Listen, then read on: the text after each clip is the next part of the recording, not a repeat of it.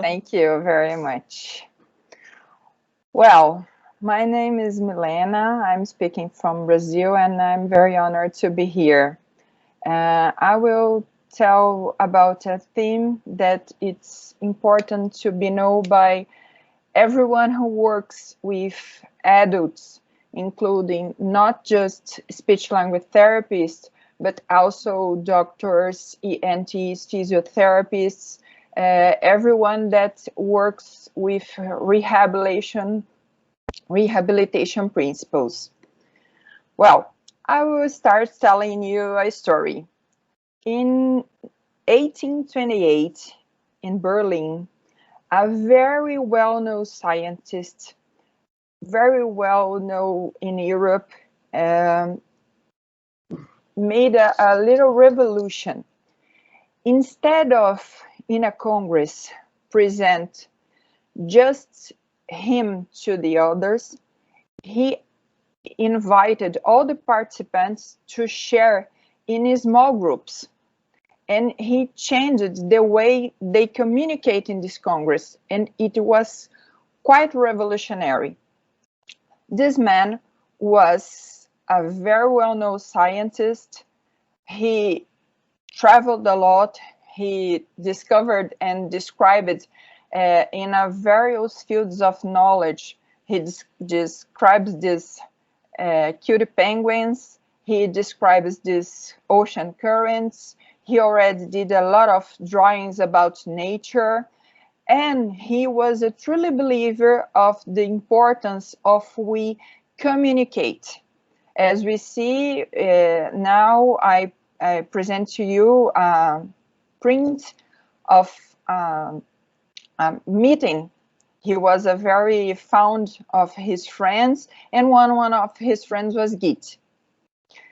Well, on the book Sapiens, Yuval Noah Harari tells us that the ability to act as a group and cooperate on a large scale provided the way we became to the world as we know now. More we co-create and think collectively, more we progress. And the world is getting complex every time. So in 1991, the US Army College designed a term called VUCA, reality, which means that our reality is volatile, uncertain, complex, and ambiguous. These terms started to describe the complex situation on war on Iraq and Afghanistan, but also spread so fast in business areas and in all areas, actually. So we, as professionals of health area, we work on this VUCA reality. Just we know, this data is from January 2020. The digital around the world was affecting 70.75 billion people, and from all these people, 50% lives in city, 67% has access to mobile phones, 59% are internet users, and 3.8 billion are active social media users. And it's becoming a revolution in our setting, in our therapeutic settings, because in 2020, as everyone see and may feel, all right, we were collapsed by this coronavirus pandemic. This generates a great social distance that we never seen before in human history. But what saved us from social distance was communication, because our brain is formatted to communicate with each other. And So the pandemic begins, we saw news like this that I present to you. Communication is the most in-demand skill for the future of work. This is the most demand skill on job listings right now. This is from Fast Company, a very well-known business magazine. This research was conducted by LinkedIn, that is already another very well-known social media. And this, it's another data about this information showing the importance of communication for us all. And the evolution of communication passed through the speech language therapist field. So we have a new communication demand, because we start to see a lot of adult patients with no compliances, no neurological damage. I will put in on aspas. We have a very large amount of adult people worried about to improve their communication. The main complaints in our private practice was shame, very high autocritic, difficulty in structuring through when speaking, grammatical organization, semantic language, dislike her own voice, resonance, decreased articulation, aspects related to prosody, pitch, and a lot of other things that were described by this author you can see here. All right, but what we do, the reality is that VUCA is complexity, and we need to navigate through this complexity. Well, the first thing, we need to know where we are. We have to perform good, very, very accurate evaluations. We need to understand the impact of this complaint for our patients, describe all the pertinent mechanisms and dimensions, obtain complete case histories and performing. We need to apply a battery of assessments, selecting what is needed for every case. We need to apply, as Maura told us in her first presentation, a auditory perceptual evaluation, laryngeal endoscopic imaging, acoustic and aerodynamic. And a very important part of our job is to know more about client self-perfection, of the impact of the voice disorder and the communication disorder on their daily function. Because people are feeling that they lose opportunities to grow up in their jobs.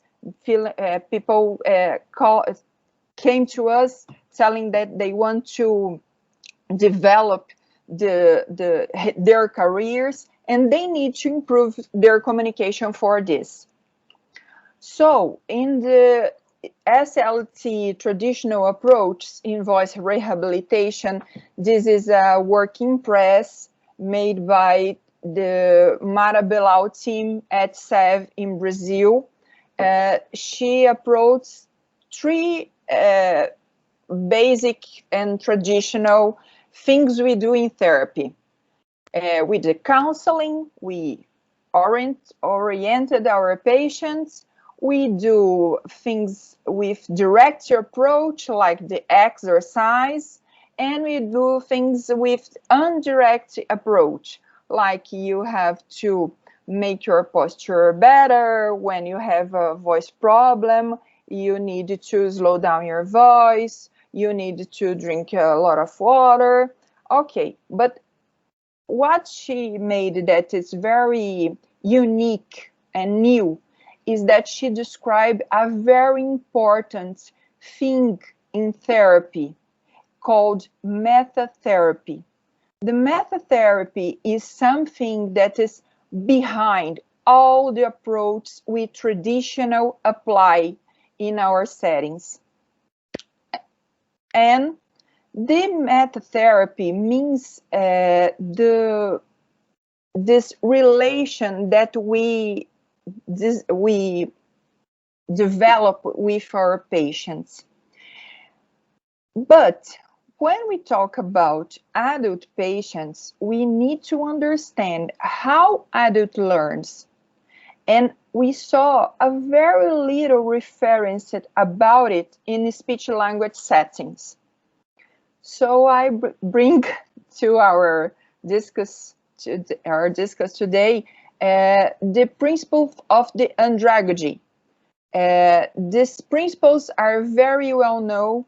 They are first described in 800s something, but they are established and very well described by Malcolm Sheffer Knowles, who was an American educator, and he was interested in study how the adult learn, what's the mechanism. And this concept refers of any form of adult learn. When I do this question for you all, what do you think? Who can learn more or who can learn faster? A child or an adult?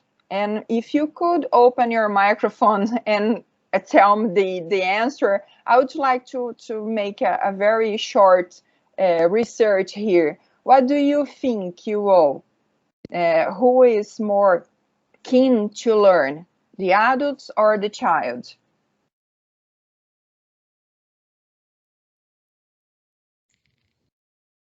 The child. Children. The child. Children. Children. Okay. Thank you very much for your participation. Well, the andragogy says that this may not be just so true, okay? Because as adults, we have more autonomy about our learning process. And once we live in this VUCA reality, we need to have in mind that we all keep learning. The learning is a long life process. It's not something that when we became adults, we just stop learning. So it's not so true that it's more easily to a child learn, because although the brain of the child is developing and more connections can be made, the child had more motivation issues that sometimes is more easily to achieve on an adult setting. So Malcolm Knowles set 4 principles of andragogy, okay?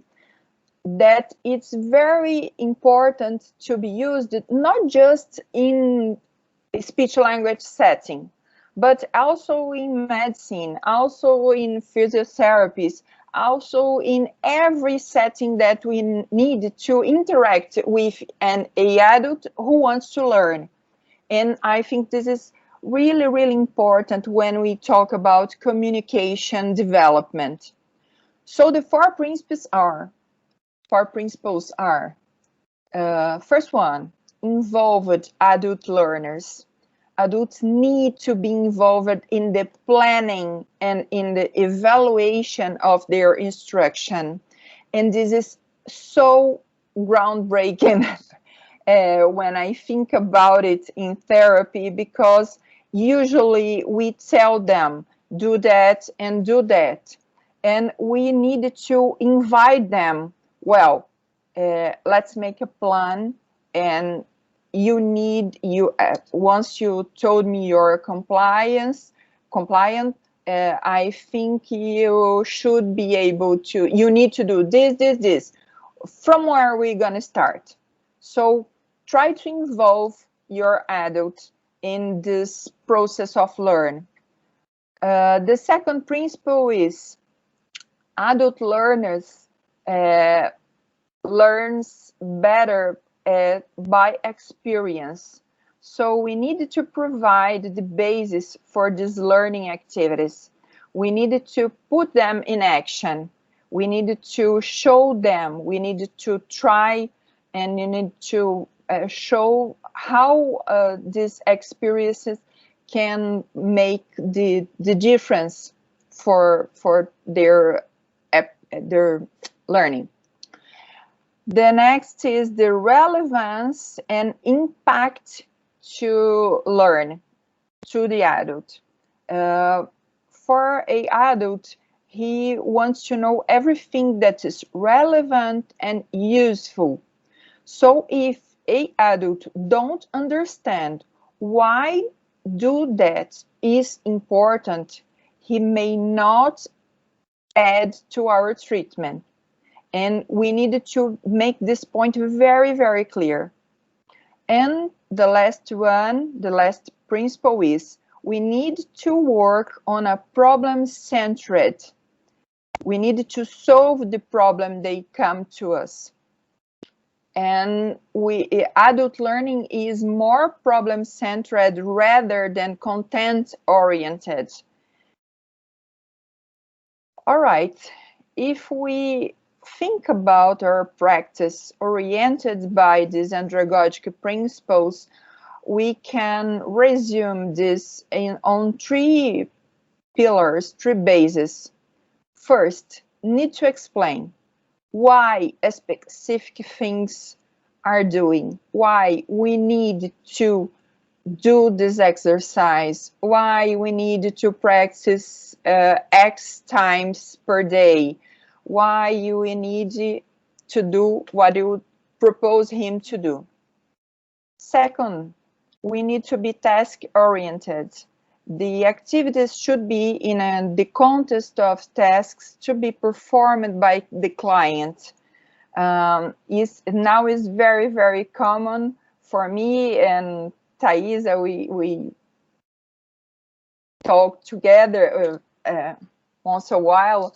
That our clients look us for to improve their image on video. They want to present their ideas and share their ideas on Instagram or other social medias. So we need to do some tasks oriented to solve these problems. And the other very important thing is consider the background. Materials and activities should allow for different levels and types of previous experience. It made us some kind of artisans because our practice is had to make tail for each client, and it gives us a very responsible approach for this. We need to consider the background of our patients. Sometimes our language is very sophisticated for their understanding. Sometimes the activities we made, they don't understand why they need to do that. And we need to be more near from our patients, if I can clear with that. Well, all of this made us to this Alexander von Humboldt, that was that scientist we told in the beginning of this presentation. And he told us in a very long time ago that collaboration operates through a process in which the successful intellectual achievements of one person arouse the intellectual passions and enthusiasm of others. And my goal here is that we can, with our knowledge, achieve and impact the intellectual passions and enthusiasms to our other clients, leading them to a better communicate that give us the chance to perform better in their work, their life, their relationships. In a word that communication is becoming so minefield with so extremely opinions. We need to stand for this. We need to stand for a communication that's inclusive, a communication that is assertive, that's empathetic. And this is a way to make a better world. I truly believe this, and I appreciate you very much the opportunity to be here. I am very honored to be here, and thank you, Thaisa, for this invite, and thank you all for hearing me. Have a great day. If you have any question, I would be delighted in answer and talk more about this field that is my passion. Thank you. Thank you, Dr. Milena, for your valuable